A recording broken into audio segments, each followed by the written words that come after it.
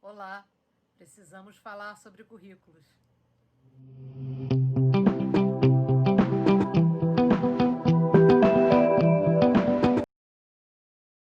Olá, hoje vamos seguir falando dos currículos na educação infantil, mas hoje vamos lembrar um pouco do que está nas diretrizes curriculares nacionais para a educação infantil sobre currículos. Bom, segundo a DCNEI, a criança é um sujeito histórico e de direitos, que nas interações, nas relações práticas, cotidianas que vivencia, constrói sua identidade pessoal e coletiva, né? Sua identidade pessoal e sua identidade nacional, sua identidade social, sua identidade, né, de pertencimento a uma determinada cultura, uma determinada comunidade, tá certo? Ela brinca, imagina, fantasia, deseja, aprende, observa, experimenta, narra, questiona, constrói sentidos sobre a natureza e a sociedade, produzindo cultura. Então, primeiro, a criança, ela não é apenas uma caixa vazia onde a gente vai enchendo de coisas. Ela já é um sujeito histórico e ela já é sujeito que produz cultura. A gente já viu essa passagem numa outra ocasião. Mas só para a gente retomar qual é o entendimento de criança que está posto para a gente. Quer dizer, quando a gente vai começar a pensar um currículo para educação infantil, primeiro a gente tem que pensar qual é a nossa concepção de infância. O que a gente acha que é uma criança? Como é que a gente enxerga essa criança? Então, aqui, nas diretrizes curriculares nacionais, nós temos algumas pistas de como o país, de como o Brasil, de como, né, a produção e o acúmulo teórico nesse país enxerga e entende o que é uma criança. Tá certo? Bom, segundo as diretrizes também, o currículo é um conjunto de práticas que buscam articular as experiências e os saberes das crianças com os conhecimentos que fazem parte do patrimônio cultural, artístico, ambiental, científico e tecnológico, de modo a promover o desenvolvimento integral das crianças de 0 a 5 anos de idade. Então, vamos lá. O que está escrito aí?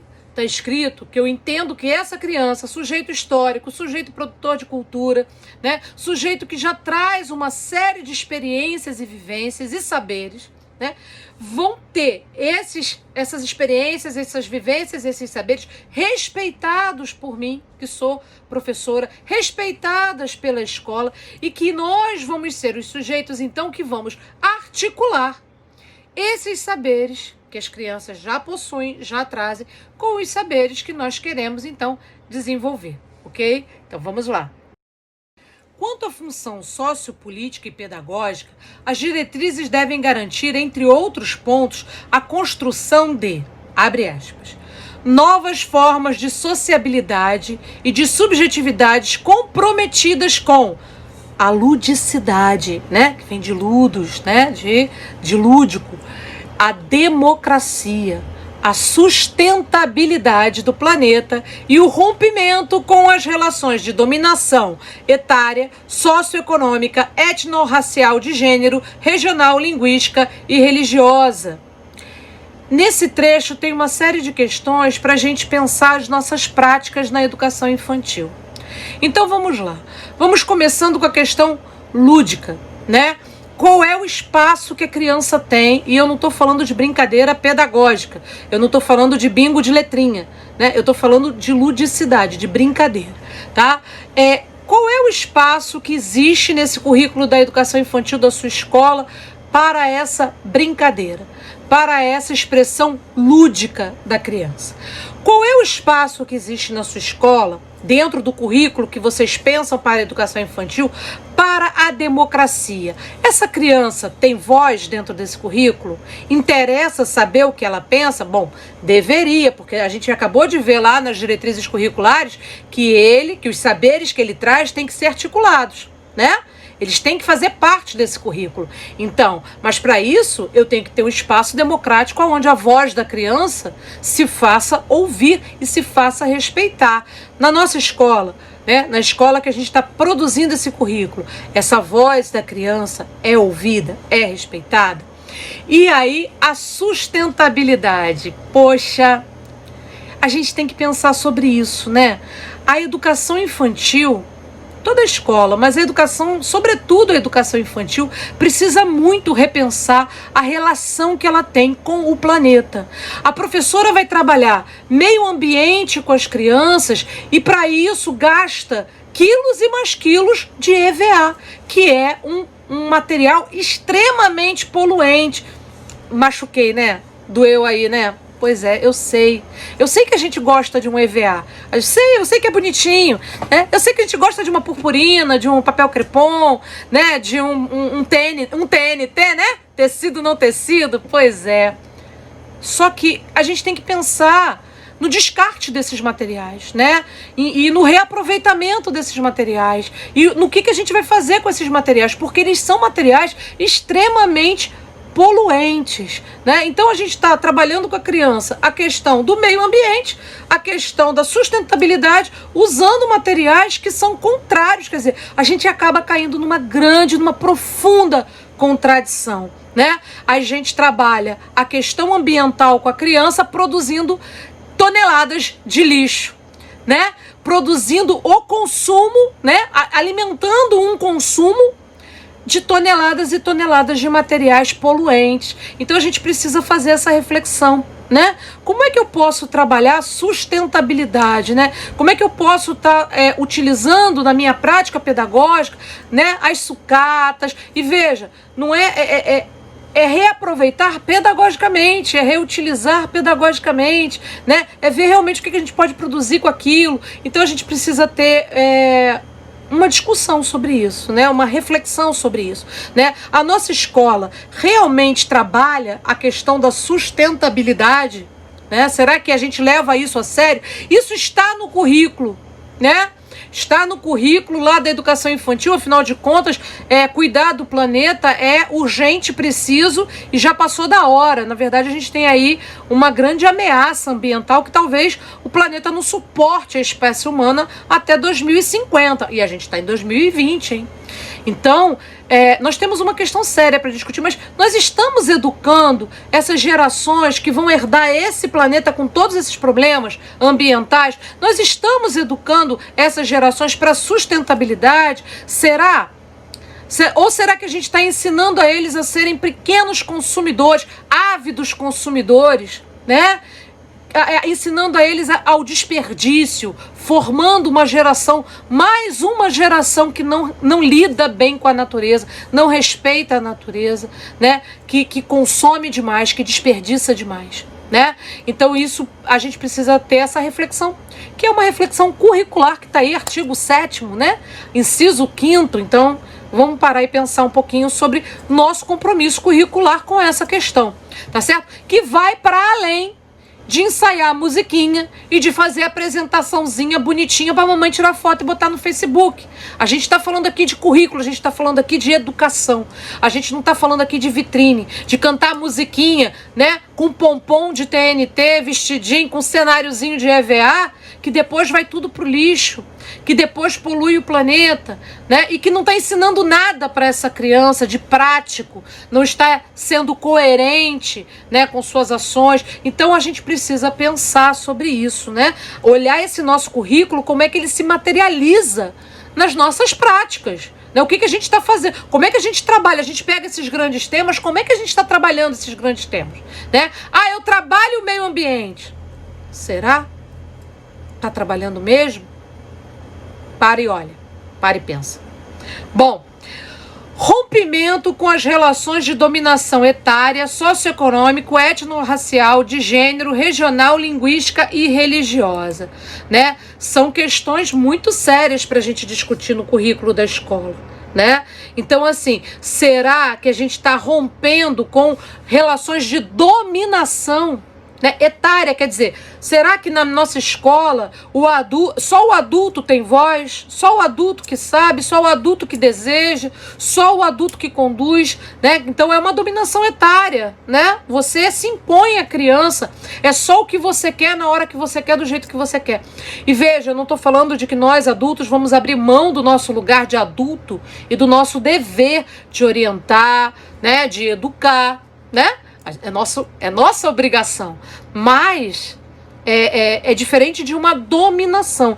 É diferente de você ser uma autoridade, de você ser autoritário, né? Existe uma diferença nessa relação. E aí? E a relação socioeconômica? Ah, mas vamos parar aqui 2 minutinhos para pensar sobre isso? Quando a sua escola organiza lá sinhazinha e xerife e vende a rifa, e aí a criança que sempre vai ser a sinhazinha, né, que sempre vai ser o xerife, é aquela criança que tem melhores condições financeiras, é aquela criança que vai conseguir mais gente para comprar, quer dizer, é o mérito baseado na valorização do dinheiro. É isso que eu quero ensinar para a minha criança, é isso. Tem certeza que são esses os valores que a gente quer reproduzir? Bom, não são esses os valores que estão escritos aqui nas diretrizes curriculares. Então, as diretrizes curriculares estão mandando a gente romper com essas relações, né, de dominação socioeconômica. Então, a criança, né, que tem mais condições, ela, na verdade, se destaca na escola, e a que tem menos condições acaba sendo humilhada. Então, a gente precisa rever algumas práticas dentro da escola que acabam enfatizando essa dominação socioeconômica, etnorracial, né? De gênero, regional. Quer dizer, quais são as histórias que a gente está contando para os nossos alunos? São sempre das princesas. E veja, quem já viu lá no Contar e Encantar sabe que eu acho que tem que contar as histórias das princesas, sim. Mas não tem só essas, né? Não tem só Branca de Neve, Chapeuzinho Vermelho, Cinderela e Rapunzel. Essas princesas são brancas, sim. Elas são europeias, sim. Esse é o lugar delas. Eu não tenho que tirar elas do lugar delas. Esse é o lugar delas. Elas são contos de fadas europeus que chegaram aqui até nós pelas mãos dos portugueses. Mas nós temos outros, não temos? Nós temos uma herança incrível da América Latina. Nós temos muitas histórias e muitas lendas, né, dos nossos povos nativos, que a gente ainda, infelizmente, chama de índios, né, que são os povos nativos, os povos ancestrais, os povos originais aqui do Brasil. Eles têm uma infinidade de lendas, né, e aí entra a questão religiosa. Os povos africanos, que também fazem parte da nossa colonização, né? Quer dizer, você tem uma infinidade de lendas, de histórias, e aí a gente precisa romper com o preconceito, né? Que hoje a escola enfrenta. Alguns preconceitos religiosos que acham que a gente não tem que trabalhar histórias do nosso folclore, histórias da nossa cultura, né? Porque para algumas denominações religiosas, aquilo é coisa do diabo, aquilo é coisa de... Não é coisa de nada, é coisa da cultura. E cultura é um direito da criança, né? Não tem uma conotação religiosa, né? Contar uma história de Saci, uma história de Curupira, de Iara, não tem conotação religiosa. Assim como não tem conotação religiosa quando eu ensino os deuses gregos ou os deuses... nórdicos, né? Não tem conotação religiosa quando no desenho animado ou quando no filme aparece o Thor, que é um deus escandinavo, né? Então, por que quando a gente fala dos orixás, né, africanos, ah, meu Deus, mas está falando... Sim, algumas pessoas acreditam e têm isso como religião, outras não. Outras têm como cultura e faz parte da cultura e é direito da gente ter acesso a essa cultura, tá certo? Que não vai ser ensinada numa perspectiva religiosa, numa perspectiva dogmática. Vai ser ensinada como lendas, como histórias, como cultura, tá certo? Então isso é garantido por lei, né? Isso é um desejo das nossas diretrizes, que as nossas crianças tenham acesso à cultura, a essa diversidade cultural. Então eu posso falar dos deuses maias, dos deuses astecas, dos deuses dos nossos índios, dos deuses africanos, sem o menor problema, nem o menor constrangimento. Isso precisa ser esclarecido nas escolas. Isso precisa ser compreendido nas escolas, tá? Não se trata de aula de religião, se trata de estudar cultura, certo? E cultura não faz mal para ninguém, não. Bom, as propostas pedagógicas de educação infantil devem respeitar os seguintes princípios.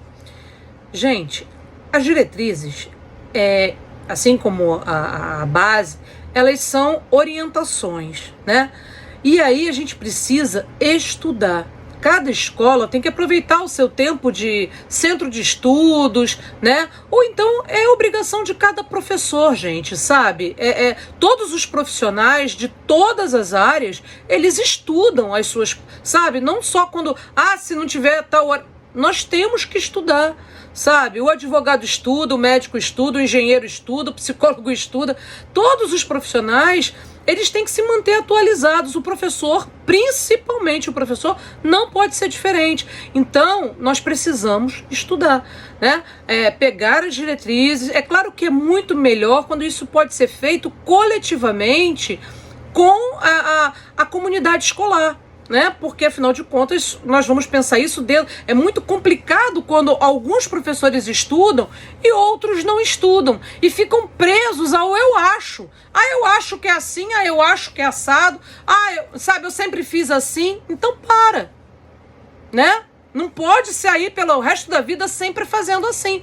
Tem que parar, estudar, se rever, guardar algumas coisas, né? Manter, claro, algumas coisas. Desde que eu me formei, eu continuo acreditando nelas. Outras, muitas outras, eu tive que rever. E continuo revendo, e continuo aprendendo. O processo de aprendizado, gente, ele é para sempre, né? Nós vamos estar sempre... Nossa formação é sempre inacabada. Nunca estarei pronta, nunca saberei o suficiente. Nunca estarei suficientemente pronta, né, para o grande desafio que é educar, tá certo? Então a gente precisa ter essa clareza, essa humildade e essa consciência de que precisamos estudar. Então, assim, aqui eu estou dando algumas orientações, fazendo algumas leituras compartilhadas com vocês, mas é fundamental que a gente siga, né, dentro de cada comunidade escolar, aprofundando esses nossos conhecimentos, ok? Bom, então vamos lá. Alguns princípios que as diretrizes curriculares nacionais têm a contribuir para a nossa formação. Então, princípios éticos: autonomia, responsabilidade, solidariedade e do respeito ao bem comum, ao meio ambiente e às diferentes culturas, identidades e singularidades. Quando a gente olha para a nossa sociedade hoje, né? Lembrando que as diretrizes curriculares não são de outro dia, elas já têm décadas, né?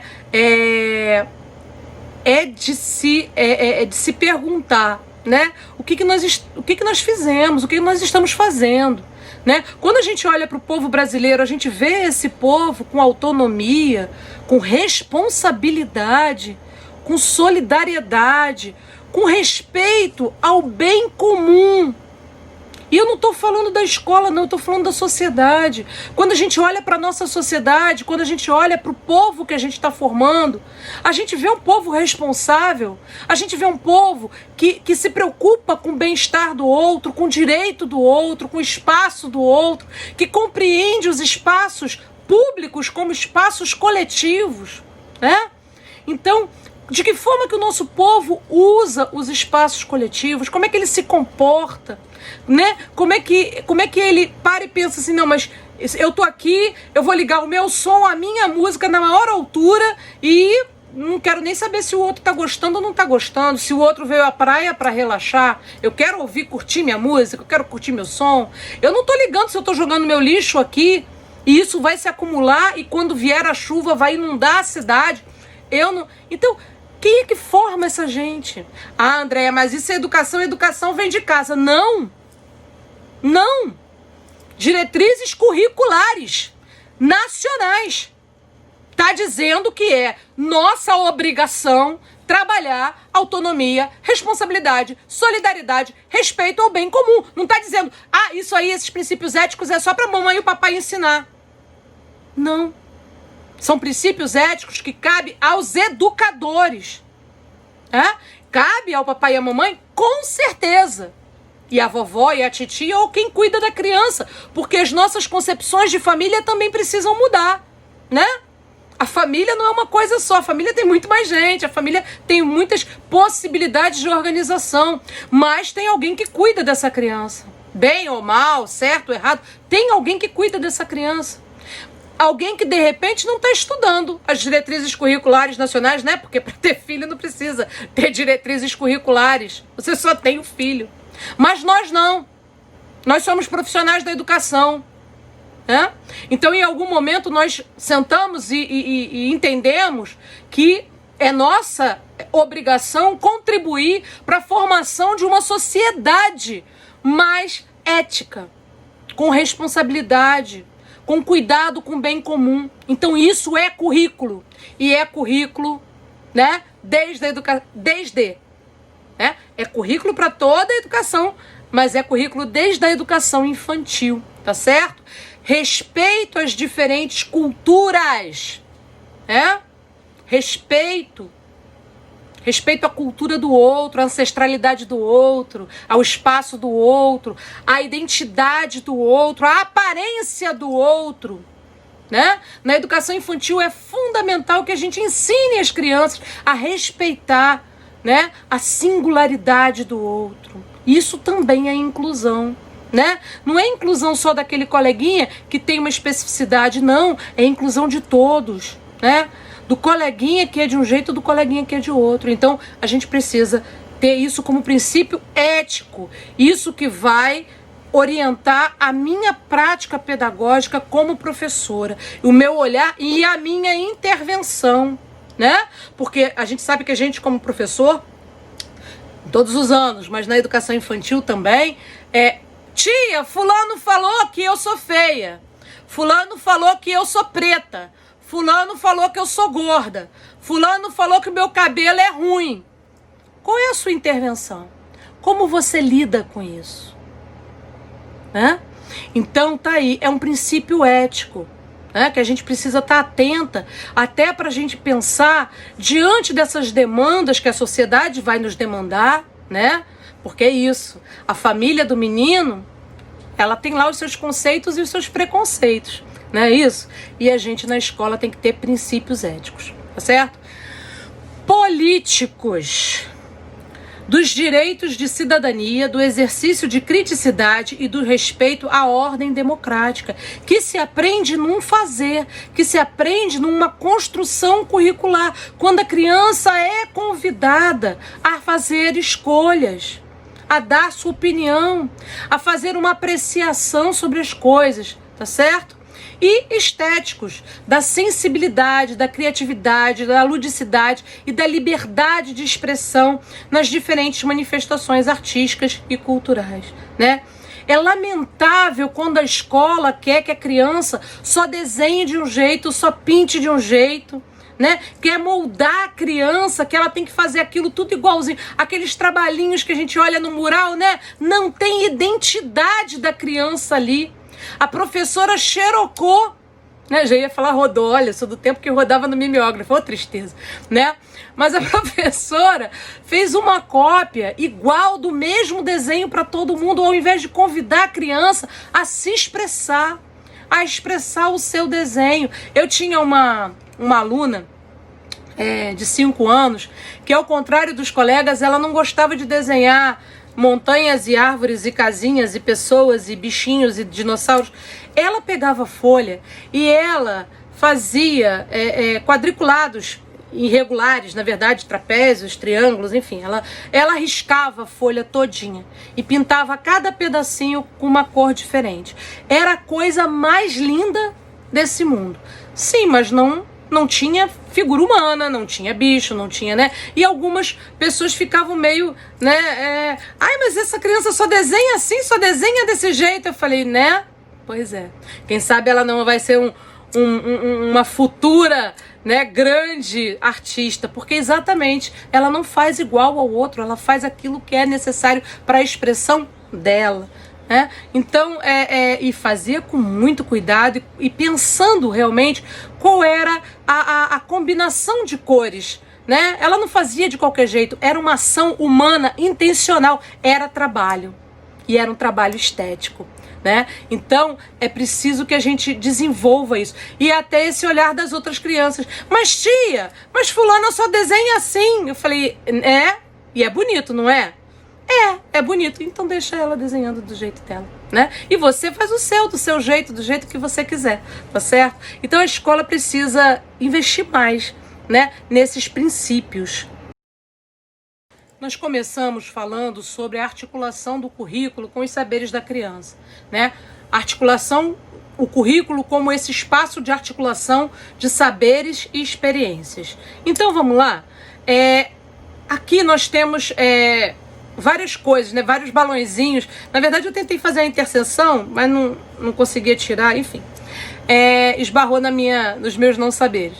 Bom, mas imagine isso como uma interseção, tá certo?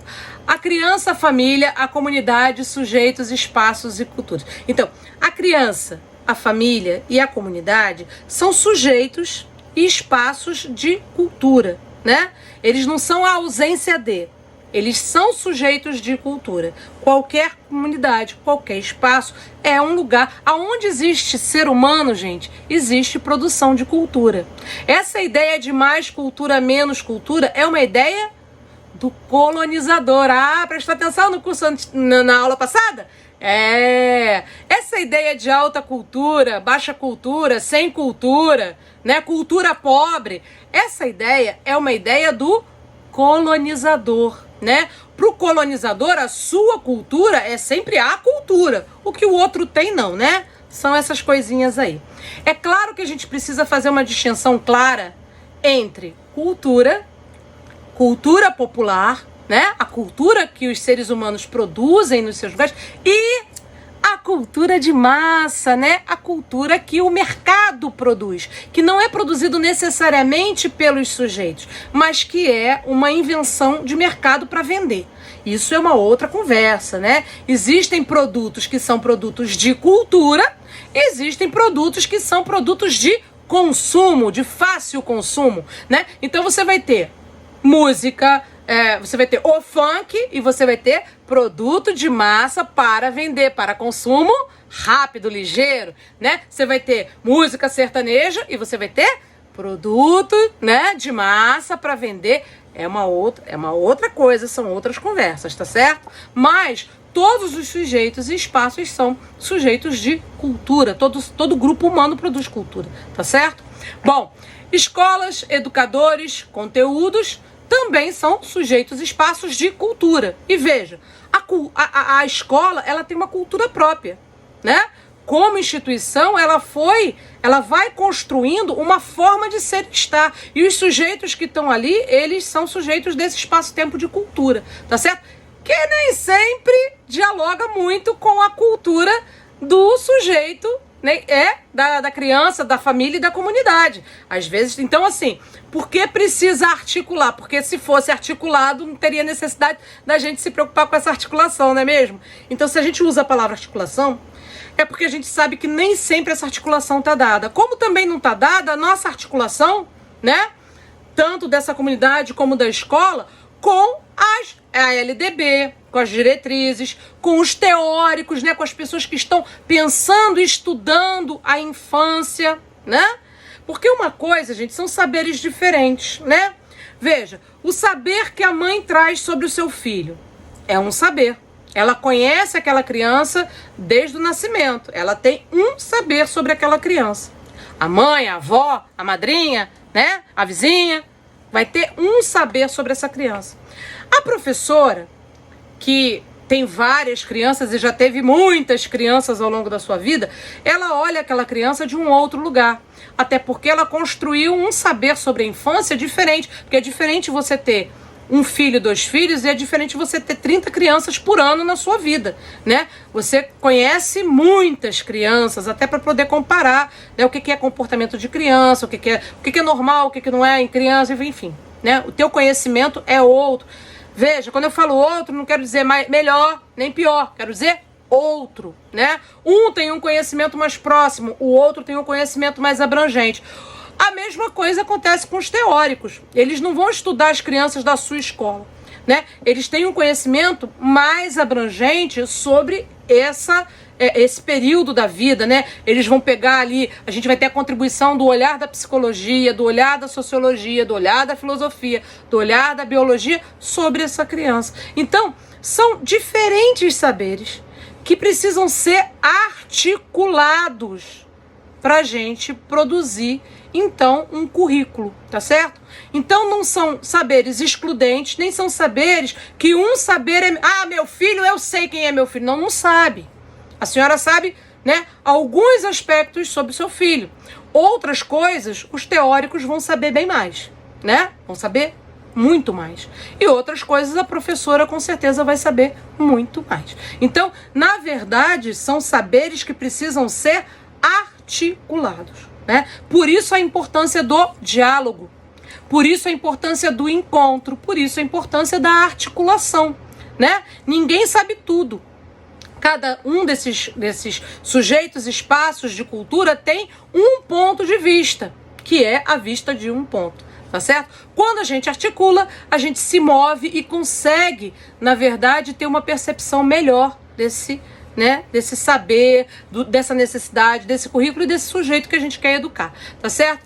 Então, para isso, tem aí, ó, outra interseçãozinha que eu não consegui fazer, né? Mas tudo bem. O que o outro sabe, conhece, deseja, né? O que essa criança sabe, já conhece e deseja saber, deseja conhecer? O que nós já sabemos, conhecemos e desejamos? Às vezes nem a gente sabe o que a gente quer, né? Na escola. Às vezes é isso, a gente nem sabe, né? O que nós desejamos, o que nós realmente queremos. E o que os currículos nos prescrevem? Então nós temos aí uma tensão, né? E é uma tensão porque vai ser uma negociação entre desejos, conhecimentos e saberes, né? E aí vai ser nessa negociação, nessa articulação que os currículos serão produzidos, tá certo? Vamos falar agora sobre a avaliação na educação infantil.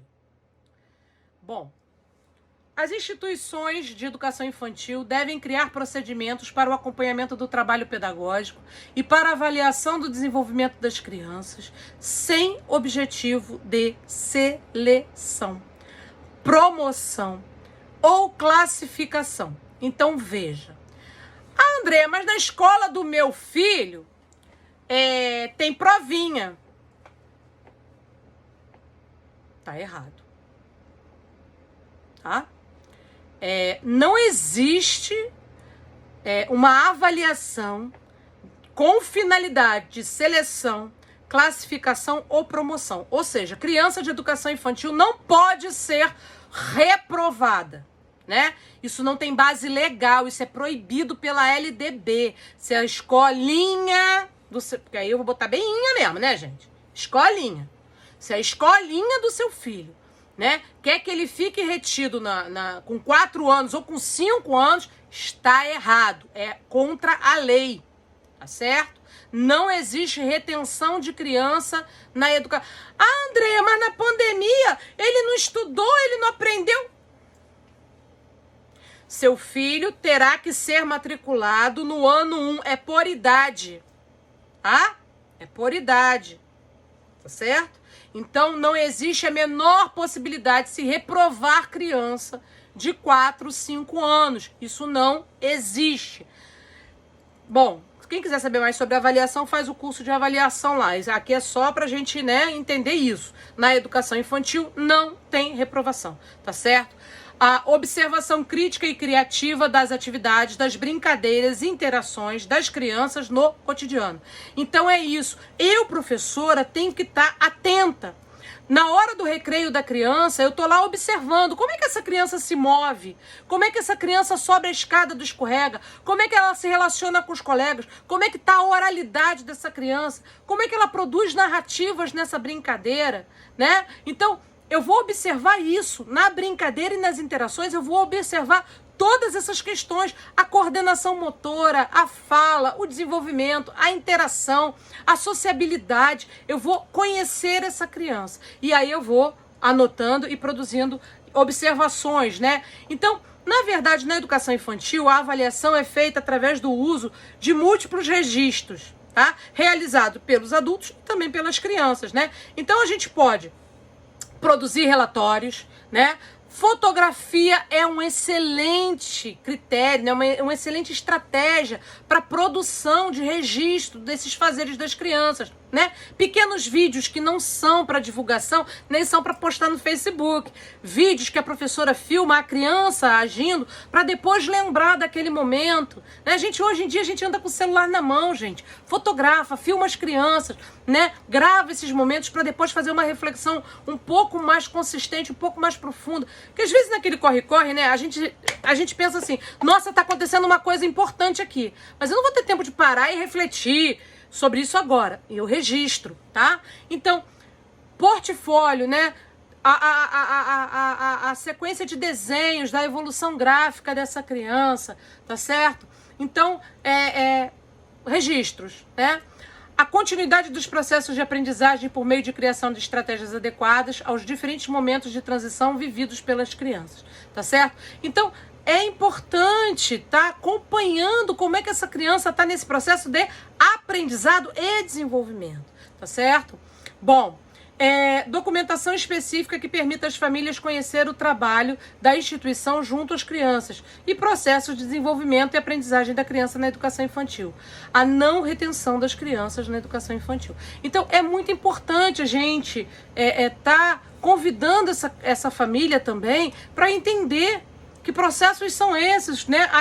A evolução dessas crianças, como é que elas estão progredindo, quais são os saberes, qual é o desenvolvimento dele, o que ele não fazia antes e agora ele faz, o que ele não falava antes, né? A evolução desse vocabulário, dessas relações da criança. Então é muito importante, e é importante essa troca também, né? Fazer uma avaliação também sabendo o que está acontecendo na vida dessa criança, como é que está vivendo, né? Como é que está a casa, como é que está essa comunidade. Isso tudo também tem que ser levado bastante em consideração na hora da gente fazer uma avaliação sobre essa criança, né? Afinal de contas, como a gente disse lá atrás, ela é um sujeito histórico, ela vive um tempo e um espaço, né, que colocam para elas grandes desafios, né? Muitas dessas crianças vivem em comunidades e vivem em realidades que são realidades que desafiam muito para quem tem, né, 3, 4, 5 anos. Né? Será que a gente está tendo essa consciência dessa criança como esse sujeito histórico, né, dessa comunidade? Então, eu preciso ter isso em mente quando eu vou produzir também o meu relatório e a minha coleta de dados sobre quem é essa criança e como é que está o processo de ensino e aprendizado dela, ok?